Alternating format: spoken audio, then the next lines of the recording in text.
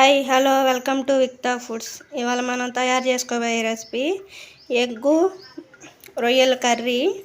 ఎలా తయారు చేసుకున్నాం చూద్దాం. ఇదిగోండి రొయ్యలు ఒలుచుకొని ఇవి తీసుకొని పక్కన పెట్టుకున్నాము. ఇదిగోండి ఎగ్స్ అవి తీసుకున్నాను. అల్లం వెల్లుల్లి పేస్టు, చింతపండు పులుసు, ఉల్లిపాయ పేస్టు, కస్తూరి మేతి, బిర్యానీ ఆకు, కరివేపాకు. తయారు చేసుకునే విధానం చూద్దాము. స్టవ్ ఆన్ చేసుకున్నాము. స్టవ్ ఆన్ చేసుకొని ఒక పాన్ గిన్నె పెట్టుకున్నాము. ఇప్పుడు ఆయిల్ వేసుకున్నాము. 3 స్పూన్ల ఆయిల్.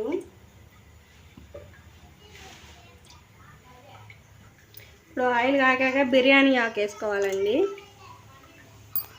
ఇప్పుడు అల్లం వెల్లుల్లి పేస్ట్ వేసుకున్నాము.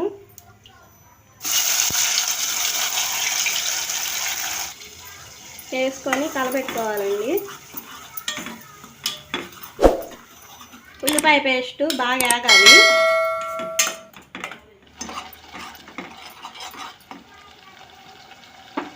ఇప్పుడు 2 పచ్చిమిర్చి వేసుకున్నాం. సీల్స్ వేసుకొని ఇది పచ్చి వాసన పోయేదాకా చేసుకోవాలండి బాగా.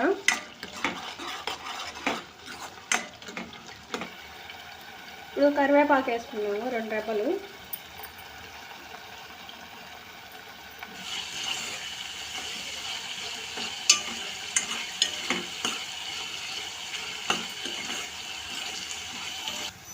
అల్లం వెల్లుల్లి పేస్టు 1 స్పూన్ వేసుకోవాలండి. అది పచ్చివాసన పోయేదాకా కలపెట్టుకోవాలి. మళ్ళీ కస్తూరి మేతి వేసుకున్నాము. అది వేసుకున్నాక ఒకసారి కలపెట్టుకోవాలండి.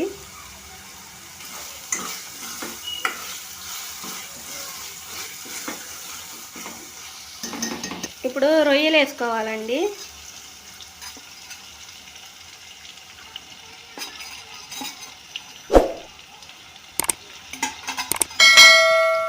రొయ్యలు వేసుకున్నాక బాగా కలపెట్టుకోవాలి. ఒకసారి కలపెట్టుకున్నాక కొద్దిగా 1 స్పూను పసుపు వేసుకోవాలండి. ఉప్పు వేసుకోవాలి. ఇప్పుడు 1 స్పూను టేస్ట్ సరిపడినంత వేసుకోవాలి.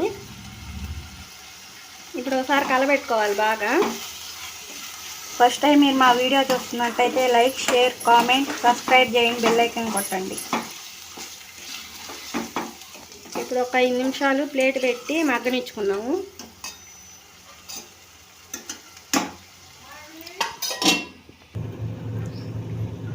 ఇప్పుడు ప్లేట్ తీసి కలపెట్టుకున్నాము ఒకసారి. చూడండి మనకి బాగా వేగిపోయింది రొయ్యలు కానీ ఉల్లిపాయ పేస్ట్ కానీ. ఇప్పుడు బాగా వేగినాయి కదా. 1 స్పూన్ కారం వేసుకున్నాము. కారం వేసుకున్నాక ఒకసారి కలపెట్టుకోవాలండి. ఇప్పుడు అది కూడా కలపెట్టుకున్నాక చింతపండు పులుసు పోసుకోవాలి. ఇప్పుడు వాటర్ పోసుకున్నాం కొద్దిగా. చింతపండు పులుసు పోసాక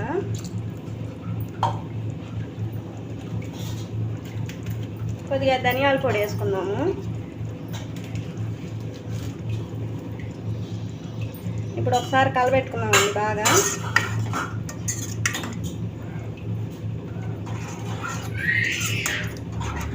కలపెట్టుకున్నాక ప్లేట్ పెట్టి ఒక 5 నిమిషాలు మగ్గనిచ్చుకున్నాము.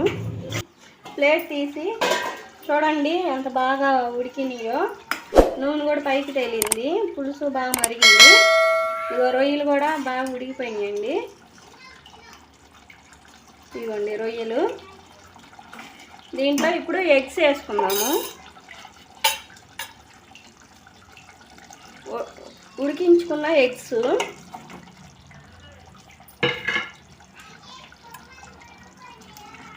ఇప్పుడు బాగా ఒకసారి కలపెట్టుకున్నాము.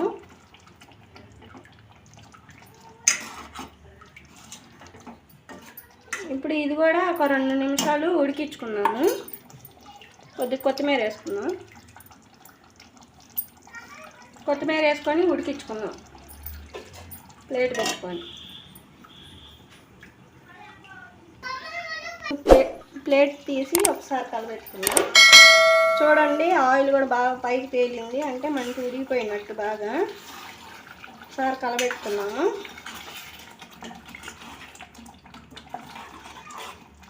ఇప్పుడు కలబెట్టుకున్నాం కదా బాగా. ఇప్పుడు స్టవ్ ఆఫ్ చేసుకున్నాము. స్టవ్ ఆఫ్ చేసుకొని సర్వింగ్ బౌల్లోకి తీసుకున్నాం. ఇప్పుడు గార్నిష్కి ఇవి చూడండి ఎంతో టేస్టీగా ఉండే రొయ్యల కూర రెడీ అయిపోయింది కదా.